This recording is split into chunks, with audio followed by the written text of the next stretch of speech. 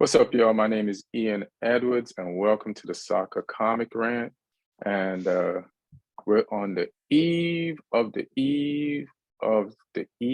World Cup final day, which is Sunday, and it's going to be France versus Argentina, with two of the biggest names in football. One that's on his way out and has done everything in the game, including won Champions Leagues and La Ligas, and exhibited longevity and a Copa America. And Kylian Mbappe plays for PSG. He's won titles with Monaco in the French league.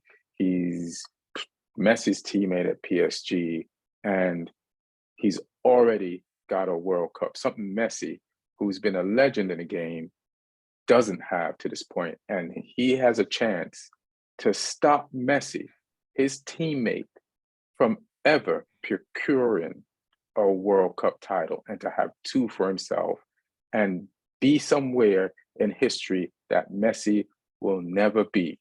And how important is it to each of them? One, to make what I just said happen, and for the other to make it not happen. We got the usual suspects. We got Lee Hudson, stand-up comic from England, Southampton fan. What up, Lee? Hey, I'm good. I'm excited. You good? Excited, right? It's like double Christmas.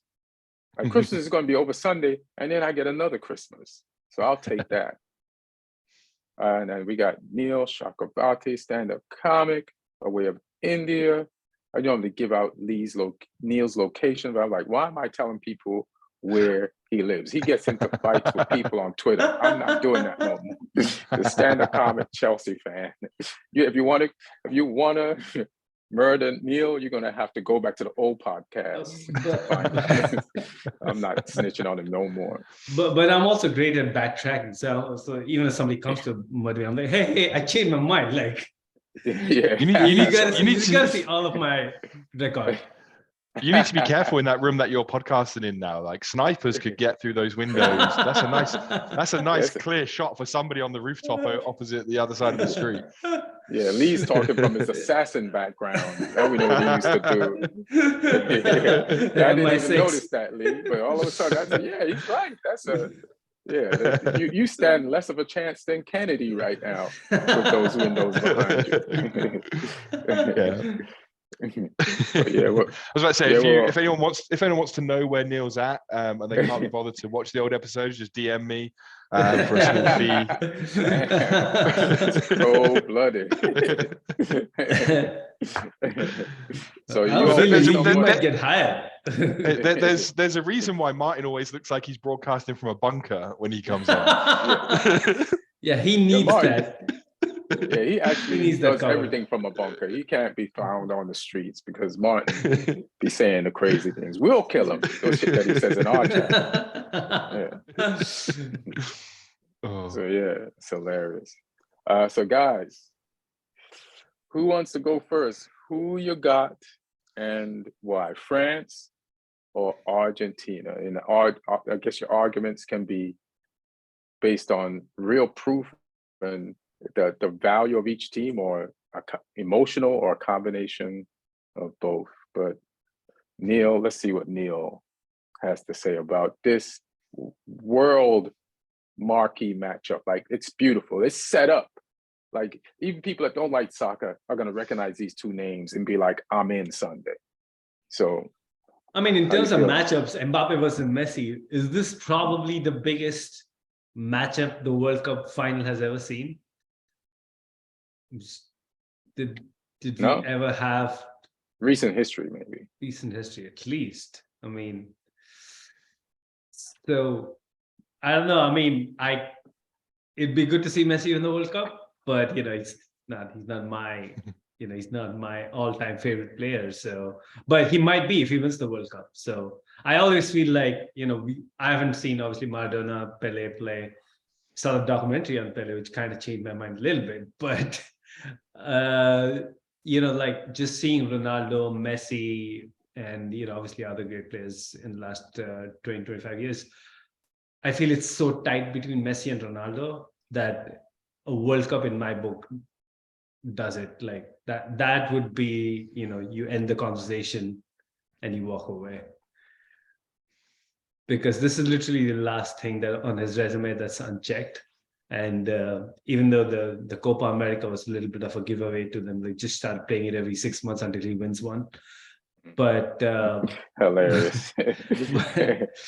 but World Cup played to him. And this isn't like one of those tournaments where, Argentina won, but Messi was just, around there. Messi has been central to whatever Argentina has done in this World Cup. So if they do win, this will be Messi's World Cup. So, but then again, Mbappe, who's on that trajectory too, to have won 2 World Cups before the age of 25 would be crazy too.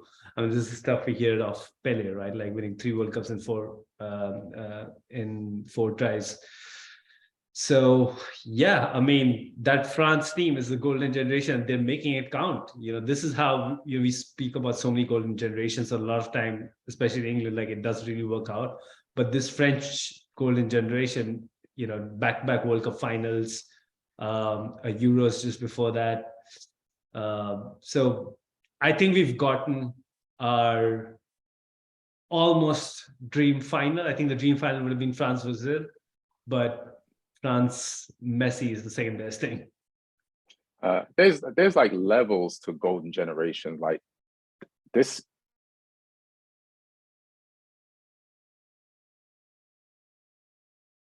Can Swab dropped off? Yeah, I can't hear him. I don't think England's ever had a golden generation. Ian, I think you froze for a second. So just as soon as you started that talking. Yeah. Oh, thanks. It's probably not something nice. Who are you being bad to? No, I'm good.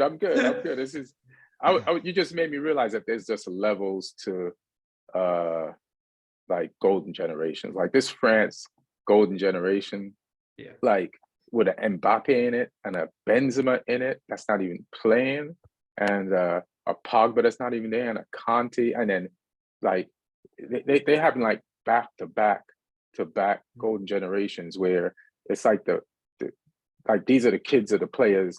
The golden generation before them had these players as kids or raised them, let them watch TV, see the levels, and catch up to it so that they can join them and help them. Like, so this is like it's like, as far as Mbappe, like he's what a country like maybe a Germany will produce one of without a whole without a whole team to go with it. Or he's like when Pele came around, not only was it him, but it was like 12 to 15 other players that could help him out, And when Beckham was around, like, and that whole midfield we had and those defenders, I don't think we had quite a forward as good as a Messi and I know we didn't, as an Mbappe, as just a Pele or a Maradona to like take us to the next level. Like I don't think we've really ever had that combination. Like this French golden generation has not only a player in each position, but the backups to that. Like they're a deep ass team. So there's just levels to golden generation. Like when you think of Belgium's golden generation, they had the exact amount of starting players, and then that's it. Yeah. Pretty much. But who are you going with for this final? I don't think you answered that, or maybe you did. No, I think I'm on the fence on that one because I really don't care. Like I just want to see, because I feel like for me, when it's not something I'm that emotional about, for me it's all about narratives and storytelling, right? So, and I feel there's a great story to be told about in either case. Like if it's this France golden generation, or if it's Messi. A little side note. So I watch a lot of cricket, right? So we had this great GOAT player, and I forgive you for that. So that's cool. Me and Lee forgive you. So we don't even make fun of you when you bring it up. but Just act like you didn't say it. But cricket's a sport that's great for storytelling because it goes on for so long. So half the time the commentators are just doing that. So so we had this India had this GOAT player, Sachin Tendulkar, who broke all the records. And he was a young prodigy, much like Messi. He started playing for the national team at the age of 16, which was a record at the time in 1989. So the Berlin Wall is still up. And he retired in 2013 at the age of 40. So not only was he a prodigy, but he also had the longevity to go along with it, right? He was at the top. But he went to World Cup in 92, 96, lost semi-final, 99, 2003, lost the final, 2007, got knocked out in the first round. So he'd gone to 5 World Cups. And this was his 6th World Cup. And the whole thing was, and it was being played in the home country, like in India. And it was it was almost like the team was, much like you're hearing now, like not just winning it for Argentina, but winning it for Messi. So there was a big push, like just do it for Sachin. And it finally happened. He was the MVP of the tournament. And, he had a bad final, but, India won the World Cup the first time since '83. So it kind of feels like to me, like when I'm looking at what's happening with Messi and this, the way the players are talking about him, the song, I don't know if you guys heard that. There's a beautiful song that the Argentinian fans are singing about how their journey has been since Maradona, the fact that they didn't win a tournament for, I think, 20 plus years, and they finally won in the Maracana against poor Brazil. guys, poor Argentina. You haven't won a World Cup in 20 years. Oh, that's rough. Well, not just tournament. I think they didn't win a tournament or something. So they sang about how they finally broke it at Maracana versus on Brazilian soil, and the fact that if they do win it this time, Diego is going to be looking up from the heavens, watching along with his family, and they're going to be looking down upon Messi. So I find that very captivating, even though a little, the hater sports fan in me is kind of like, if he doesn't win it, you always have that stick to beat him up with. But so in my book, like, it's great. Like if whoever wins, I know it's going to be a good game, because these two teams are now, like, Argentina, maybe not the strongest team on paper, but I think a lot of their parts of their game have come together right now. And you saw what somebody like Alvarez did in the semifinals. It's not, even though Messi is the fulcrum, but it's just not a Messi show. Yeah, and then they have gotten better as the tournament went on. Their first few games, I'm like, this team ain't making it to no final. Yeah. And then they played better, and France has actually played, I wouldn't say worse, but they're not as good as they were in the beginning of the tournament. The beginning of the tournament, like I wanted to rewatch all their games, and I still want to watch the Morocco-France game over because Morocco was so good in it, not because of France's play. But yeah, so it's a tough call, and I'm on the fence too.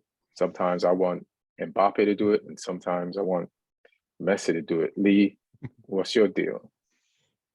Well, in the short terms, I think, like, I'm going to elaborate on it, but I want Argentina to win, but I think France will win. That's how I'm seeing it in my head. Mainly because I think France as a team, 1-11, are stronger than Argentina. Agree. I think Argentina have, some weak links at the back potentially. Croatia couldn't expose them, but obviously France, with the players they've got, could. It's going to be a real intriguing battle, and I just hope it's a good game. And yeah, I mean, like I said, I want Argentina to win because personally, for me, Messi's the best player I've ever seen live in my lifetime. Like I've got to see some real greats. I've got to see Ronaldo as well, but Messi for me is the best I've ever seen live. First time I ever saw him was 2006 at the Emirates. It was when Brazil would come and play an annual friendly at the Emirates. It was the first ever one they did there. They played. It was Brazil Argentina, and Argentina got schooled that day. It was young Messi. It was 2006 Messi. Brazil had a lot of good players. Kaká scored a wonder goal in that game, which he actually scored after Messi misplaced a pass. Kaká got it and ran from his own half all the way through and finished. So Kaká was like, he was like the top man in those days. And then, I saw him in 2011 in the Champions League final against Man United at Wembley when he So you should showed just up be a Kaká fan, not a Messi fan. But no, Messi in that United Champions League final, he was different class that game. Come on, man, you didn't have to bring that up. That's unnecessary. That's the best team I've ever seen live, period. That Barca team in 2011, like they were just on a completely different level. But he was obviously a massive part of that. I saw them in 2014 in the Camp Nou. I saw when they had Messi, Neymar, and Alexis Sanchez as their front three. I saw them beat Celta Vigo, and then I saw Manchester United legend. Exactly. And then I got to see him a couple of months ago when I went to PSG versus Marseille. I got to see him and Mbappe and Neymar on the same field. So I feel like I've seen him at different stages of his career, and he's the best. He's the best I've seen. He's the best player I've seen in my lifetime.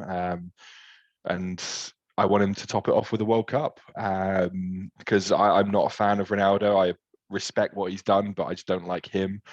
Don't like his attitude. I don't think I don't get as much joy from watching him do what he does best as I do from watching Messi do what he does best. With Ronaldo, I think it's very clinical, very physical, whereas what Messi does brings me joy, like the way he just absolutely turned Gvardo into a pretzel for that third goal for Argentina against Croatia in the semi-final was just superb to watch. Like, shows you that one of the best defenders in the tournament, and he just tore him up, twisted him this way, that way, and then got a great assist. So yeah, I hope he shows up. I hope he cements the legacy. I mean, even if he doesn't win, he's still going down as an all-time great. So it doesn't all ride on one game. I think it's a bit harsh when people put that on players, because especially internationally as well, you're reliant so much on teammates. You don't get as many chances to execute it because it doesn't come around that often. And he's got a good chance as any. I think it's only marginally in France's favor, but France, they've not looked convincing, but they're a team who seem to show up in the big moments. They've got players who will do stuff for them in the big moments. And they've got subs who can come on and make an impact. I thought Thuram was decent when he came on against Morocco. Yeah, he caused problems. Yeah, they moved him out to the left. They put Mbappe in the middle. Kolo Muani, when he came on, he got a goal with his first touch. I think it was touch in the tournament. So they've got players that can do stuff. It'll be interesting to see how they deal with Messi, because they'll claim that they've got a plan. And in 2018, I don't know if you remember the game in 2018, which was when they met in the round of 16, and it was 4-3 to France. Mbappe scored 2. Pavard scored a great goal in that game as well. But it was 4-3. Messi didn't score. He got an assist for a consolation goal for Aguero. But that game, Kante tracked him like everywhere. Kante man-marked him and just followed him around the pitch. And they don't have Kante now. Let's see. You know what they got? They got Tchouameni. Or they got a Griezmann. A Griezmann ain't doing that job. I mean, he's very defensive, Griezmann. And here's the thing: you're talking about history. Like, he has a history of Messi and being at Barcelona that is not exactly a happy history. And I heard that that a part of the reason is Griezmann's like, I think, a left-sided player or right, or Messi basically is playing in his position, or the position that he would have been bought for most teams. Yeah. So I think he had an unpleasant time at Barcelona. And if somebody wants to prove a point to Messi, it would be Griezmann. He might not be him tracking Messi all the time, but I'm sure he'll help, because I've seen him. I see Griezmann in defense sometimes. I'm like, is he the CDM? It's shocking. I'm sorry, go ahead. But I think that job's either going to Tchouaméni, or if Rabiot's fit, it might be him as well, or they might, pass in between them. But all I'm saying is there's no one in that team right now who can do what Kante did that day. But Messi's got a little bit older since then, but he also drifts more now. So whoever does follow him, like, he's such a hard player to play against because of how unorthodox what he does. Like, that the whole system is built around allowing him freedom. Like, he'll pop up on the left, on the right, in the center. He'll go and stand offside while the play's building up. He'll go and stand like away from the ball, offside, and players have to wonder, like, where's he going to pop back up? Because he'll just arrive in some space and pick up the ball and turn and run. So it'll be interesting to see how France deal with him, and whether or not the focus they put on stopping Messi takes away from what they do best. Because that's always the thing as a coach. Like, you're always trying to think, like, because when you're prepping for a game as a coach, you're thinking about what are our strengths and what are the opposition's strengths. And it's how do you maximize your strengths? How do you minimize the opposition's strengths? And doing one normally can take away from the other in some respects. So the more you try and stop an opposition strength, you're probably limiting the ways that you can use your strengths. So it'd be interesting to see how that balances out, and how much they focus on him or how much they play their own game. I think Deschamps will be pragmatic in this, as he's shown in some games, where they'll try and use Dembele and Mbappe on the counter. I think they'll invite Argentina on. They'll look to do that because, Argentina, I think, are vulnerable on the break. Croatia didn't really have the pace to hurt them with that, which I think is why Argentina ended up dominating a little bit in that game. Whereas France will. So it'd be interesting to see how Argentina cope with that. It'd be interesting to see if France invite them on, whether or not Messi can find that space, whether or not, like Neil said, there's players like Alvarez who stepped up as well. And one thing that we're forgetting with this as well is that it's not just a battle for the World Cup, it's a battle for the Golden Ball. Messi and Mbappe are both on both on 5. They're both on 5 goals, but also Alvarez is on 4, and I think Giroud might be on Giroud's on 4 as well. So who knows? Giroud or Alvarez could come like from behind to leapfrog one of these guys as well. So there's a little battle going on there with that, and it'd be interesting. Giroud might have written that email back to Benzema saying you're not required. You just hacked into Deschamps' account. But I mean, I fully, I don't know if we want to get onto that now, but I fully back that. Like, if you've got all the way to the final without a guy, you can't bring him back in for that, especially when he's someone who is a bigger character as Benzema is, who can be quite divisive, from what I know. But I guess let me present it. So people are saying that Benzema is still on the team, even though he got injured and then he's been in Real Madrid training. So if you are Deschamps, and if you're a failure if you don't win this World Cup, it doesn't matter if you got them back to a final. Like, I'm not going to see it as a failure, but every pundit that wants to make some noise and get some clicks is going to consider this guy a failure. He's been to like 3 finals, because he didn't go to a Europa League final, and he won a World Cup final, and now he's at this World Cup final. And that's pretty accomplished. But for me, it'll kind of mess things up a little bit, but I'd hopefully be able to like talk the team into it. Put Benzema on the bench. I said, I don't know if something's going to happen to Mbappe that game. And if something happens to him, we are fucked. Or even the morning of the game, the day before, like the night before. Stretching, warming up for the... Ronaldo in 98. Yeah, exactly. And then they have a Messi, and then we don't got no Mbappe, and we could have had a Benzema. And this is the chance to win 2 World Cups back to back. Like, if he doesn't put Benzema there, and there's complete understanding why he shouldn't, but if he doesn't, and then something happens to Mbappe at the beginning of the game, middle of the game, extra time, wherever, or you just need penalties, it's like, and you could have done that, everybody would say hindsight and second guessing and Monday morning quarterback. Everybody's going to say you should have had him there. And I would just, since he was never replaced and you have this guy as an option, and he just played a mid preseason or whatever they're calling it now, because the teams are getting ready to get back to their league. So he just played a game for Real Madrid, and that's where he's been training. I just wouldn't take the chance of leaving him out. I mean, it's not just Mbappe, right? Like if Giroud picks up a knock, you need to replace him too. Like, I mean, obviously you have the option of using Griezmann there, but then you're moving Griezmann from the role that he's been performing so well this tournament. So, I mean, I get what Lee's saying, that you don't want to mess up with a team that's been doing so well.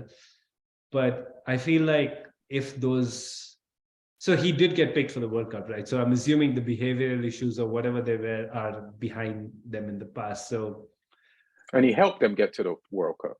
Right. So, just get him, put him on the bench, make it very clear to him that you're not coming in straight cold into the starting 11 of a World Cup final. And don't injure anybody so you could get in the game. Just be good.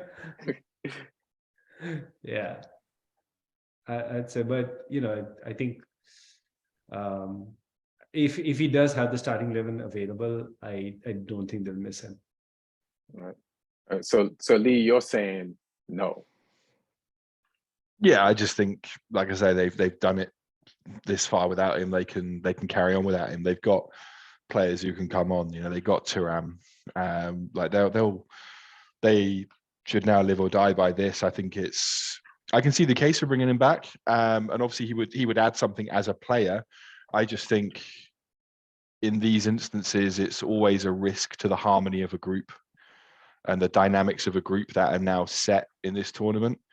To bring a figure that big back in, I think it just throws things a little bit. And I would want to keep the players are in a routine now. The players are in a certain headspace now, and I wouldn't do anything that might alter that. If I was coaching that team, I wouldn't bring him back. I agree with you, and I disagree with you. It's like I agree with everything you said about the routine and just everything, and the risk of the harmony of the group. But I would also be like, hey man, he helped us get there. There's people who played in the World Cup that didn't help us get there, like the guy Colo who scored a goal. Like he gets to walk in and get a tap in, which it's not just a tap in. Like every goal is that's a goal you needed, and he was training all his life and he was there at that moment and tapped it in. I've seen people miss those, but I just would not take that chance. And then I think the one other thing that I really agreed with you is like the disharmony. But I think the reason why Benzema caused disharmony is because it interrupted the trident of Griezmann, Giroud, and Mbappe. In this case, I said, you can only go in if one of them is injured. Like they're the trident, they start, and instead of one of them being the bench player for you, because of the way the team system works, you actually should be a replacement for one of them if they're unavailable. And so the group stays the same unless you need to make a change like that. It doesn't just come in and start, even if he was fit. Like this group has proved that it can function without him, and he should just be something that is an addition to the group to give him an extra like oomph, So that's what I would do. Like I agree with the harmony stuff you were saying. Let's see. So we got the World Cup. Who are you guys rooting for? This is going to be probably the most packed third place game in the history of the World Cup, like Croatia versus Morocco. Go ahead. No, I think South Korea in 2002 when they made it to the third place game at the home tournament. I think that was probably the most hype third place game. But I see where you're coming from. Yeah, I think Morocco will have some immense support in that game, and they're the ones who I want to win this game for sure. Yeah, same here. I mean, Yeah, I love Luca, but it would be great for our African Arab nation to like get something to be third in football, and respect to both of these teams, man, and everything that they've given this World Cup, and all the teams, even not just even, but Costa Rica for getting your ass whooped 7-0, and then winning your next game. That is just inconceivable, and just everybody. Saudi Arabia, we've been over some of these names. It's just to Amrabat, to now. It's just what a player. And I just hope wherever he goes after this, that his club, he can take this mode into club form. If you downloaded the later FIFA game, they better upgrade this dude in that game. Like if you got Amrabat, like he better be faster and a better dribbler and a better passer in FIFA, because that dude is pretty amazing. Can you guys still hear me? Because we had that issue the last time. Do you guys think there's anything else we should cover? Because this is not going to be like a long episode, because it's just one game left, and we'll talk about the game after the fact. The World Cup final is like the main focus. It's just a tough call. This is like a 50-50 game. There's like a 51-49 game in favor of France, basically. Yeah, but it's like you guys are saying at the top though. This is like, out of all the permutations, once we got down to the semi-finals, this is the box office game. This is, and it's weird because I've heard some people describe it as the passing of the torch, from Mbappe. From Messi to Mbappe, but like you say, Mbappe is the one with the World Cup already. Yeah, Messi never had the touch in this tournament. So yeah, it's interesting. I can understand where people come from in terms of that legacy as being like, he's obviously been at such a high level for so many years, Messi, and then Mbappe, even though he has that World Cup, he got it young. He's still sort of the new kid on the block in terms of proving himself as a truly elite player. Because right now, I mean, I heard this debate on a punditry show the other day involving former Chelsea man Damien Duff, where he said, like, prime Messi, Mbappe doesn't come close. Even though he has that World Cup, he doesn't come close, and I fully agree with that. Like, if Mbappe is in his prime right now, which he probably is, in terms of his age, he, like, if someone offers you Mbappe now or prime Messi, you take prime Messi all day long. So Mbappe still has more to do to prove himself, and that's where I think that phrase people were saying, like, passing the torch, it's not a tournament thing, it's a legacy, a levels thing potentially, and that's where that comes in. Yeah, because it's funny, like, I heard Piers Morgan being interviewed on like Sports Talk, and you lost me at Piers Morgan. I know. But sometimes you got to hear what people got to say. Yeah, you got to listen to a dipshit now and again. Yeah. So he was like making this argument for why Messi is not as good as Ronaldo, and it was the whole, like, it's because Messi hasn't given him an interview. That's why, and that's all it comes down to. Like, he don't got Messi's number. Like, he can text with Cristiano Ronaldo, but Messi has never given him the time of day. So he's making up all these Piers Morgan reasons with kind of skewed football factors as the qualification. But the point is, and then one of his last things was like, if you were playing Stoke on a Wednesday night and it was rainy and it's cold, and you had Messi and Ronaldo on the bench, who would you put in? And he was like, I'm sure most people, and like, Piers like to speak for most people to make his point. And he's like, I'm sure most people put in Ronaldo, but listen, man, to what you just said, like, I watch a lot of PSG games because I'm like, when am I ever going to see this? A Neymar, a Messi, and an Mbappe. And when they play for PSG, they're like, I'll give Mbappe that he's a little bit better than Messi now. a little bit better than Messi now. But saying that, we know how, but Mbappe is pretty much at his peak now. And he's a little bit better than Messi now, who is definitely not at his peak now. So if you factor back in Messi's peak, because now you can watch them play side by side and kind of see what their levels are and what the difference in the levels in. But if you go back into the future and look at old Messi footage and add the difference to that, it is going to be higher than Mbappe. It is. It's just because they're so close together on the field now, you can see how close they are now, and one is not in his peak and one is at his peak, and there's barely a difference. And Messi really helps Mbappe a lot on the field, like you see it.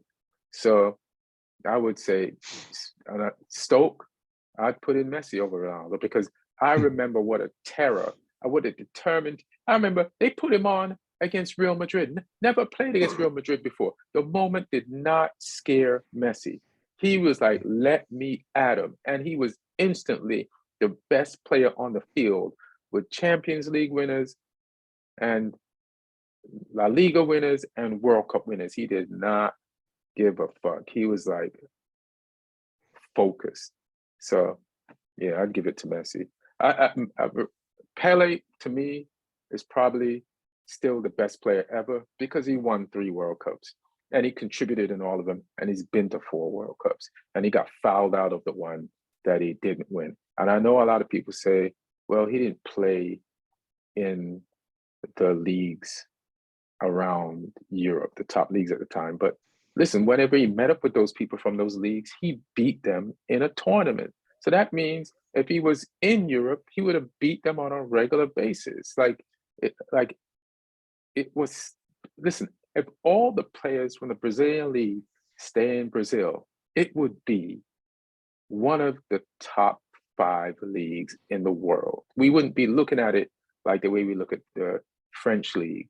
We wouldn't look at it like the way we look at the German league. We'd be looking at it like this is a top league. So he's playing back then, Brazil, he was playing against some of the best players in the world in the Brazilian league. And he proved it by when he had to play against people from other leagues in the World Cup, he won 3 out of 4.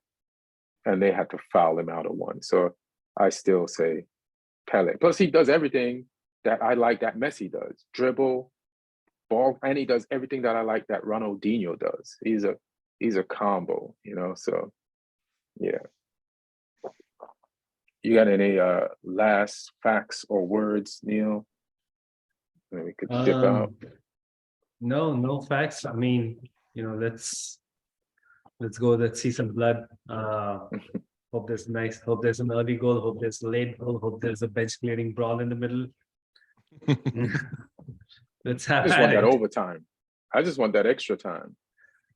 Yeah, I want that extra time. I want that. I got a nice reservation at a place to watch the game, 7 a.m. So I want to make it count. Like, get me the entire 2.5 hour package. Yeah. I want the network to use all their commercials. I'm down to have a good long morning. Yeah. Where are you gonna watch it, Lee? I am watching it with my girlfriend and some other friends as well, at one of her friends' places. Whoa. Girlfriend? Yeah. When did this happen? Ian is like, we need a sidebar. I remember when you got this place and you didn't have a girlfriend. So yeah, that was over a couple of years ago now. Yeah. But, I don't want to. Yeah, I haven't right. stayed completely out of the game, but yeah, we're watching it together. She's into football, which was a prerequisite of mine. Okay. And so yeah, we're watching. That's all I really care about. I'm like, does she care about football? She likes football and comedy. So I'm. Perfect. Yeah. I'm waiting to find out what's wrong with her. Is she the GOAT? Yeah, I'm like, what's the catch? But no, yeah. So we're gonna watch it with some friends. It'll be a fun afternoon, I'm sure. Oh, that's dope. And what about the spot you're gonna watch it at, Neil? Oh, this is the lot. Remember I was telling you, this is just behind the store. Oh, that in La Jolla. Oh yeah, I know that place. It's Yeah. fancy as fuck. Yeah, you took a video of watching it there. Yeah, but Yeah. you remember how like that was the Brazil Empty. game, Brazil Croatia was empty. This one's been packed for like 3 or 4 days now. Like all reservations. I could only get like a table for 2, and we're trying to like see if a couple of more of our friends can get in. So Neil's going to be there screaming like, "I was here when this place was empty, watching other games." All you casuals. Yeah, I was here. It's 2 a.m. in the morning, first round. My plan is to get up at 6 a.m. because this is, now that I can just walk to the place, right? So my plan is to get up at 6 a.m., start pre-gaming, get a couple of drinks in, and then head over At the there crib. to pee. Get some drinks in at the crib. Yeah, What time is the game here? 7 o'clock, 7 a.m. Yeah. So it's another early one. Cool. We could watch. Imagine you're in America. You could watch the World Cup and then have the full day ahead of you. You have to go shopping with your wives and whatever. Like they can't be like, don't watch the World Cup. We gotta. Like I had a friend over, right? And when I was sick with COVID, and she was like, she's like, I was gonna wake up in the morning to watch one game. And she's like, why don't you get some sleep? You need rest. And I'm like, this would never work. You can't tell a guy who has a soccer podcast and the World Cup is every 4 years. To the simple solution is to like miss a game that he can watch and get some rest. Like that means you don't take how serious this is. And you're being dismissive of something that I love. And that means I'd have to argue, present an argument to show you how much worth it this is. And I don't think I would win it. Like your initial thing is get some sleep. Like there are moments in all our lives when sleep is not more valuable than a thing. It's just not. There's points in your life when like if you're in law school, there's going to be a moment in law school when it's like, fuck sleep. I need to get this degree. You know what I mean? Like there's moments when you're like there's some things that there's always a moment in somebody's life when you have to forego sleep. And that's the thing you love. But when somebody tells you to get some sleep instead of that thing you love, then they don't understand you and it's over. So saying that being a sports fan is a forever law degree. Like it never stops. You have to keep studying. There's new laws and rules and situations happening. You got to stay up with it. It's like technology. There's the old goat, there's the new goat. You got to keep track of all of them so you can compare them at the end. Yeah, 100%. Yeah. All right. Well, great guys. We did this one. I think this is record time for a soccer Ian, this is also going to be the last World Cup before the next World Cup game. We're going to be seeing it in person.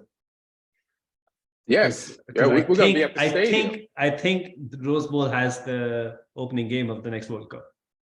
Do they have the tickets on sale yet? Not yet. No. Good luck. Good luck trying to get those as well. Well, I'll tell you this. If you go in to the first game of the World Cup and it's at the Rose Bowl in 4 years, start driving there now. Traffic in LA is terrible. Like me and Martin almost missed the game we were 2 hours early for. That's only half an hour away from where and that was an exhibition game. And that was an exhibition game with two teams that ain't even from here. So good luck. Start heading there now. Get on your flight, book that shit, move here, buy a place, get furniture there, set up, and get ready to be able to get to the move to Pasadena. Move to Pasadena, and you might have a chance to walk there and see the beginning whistle. Jesus Christ. All right, guys. Thanks. All right. And cool. We'll holler. Everybody enjoy the World Cup. We love you. Comment, like, let us know who you feel. This is going to be out before the World Cup, so let us know who you feel is gonna win on Christmas Sunday, first Christmas Sunday. Let's get those predictions. Get those predictions in. I think Christmas, the 25th is on Sunday, and the World Cup is on a Sunday too. So we got 2 Christmas Sundays in December. Yeah. So yeah. All right, y'all. 1. Yeah. All right, quick one. All right.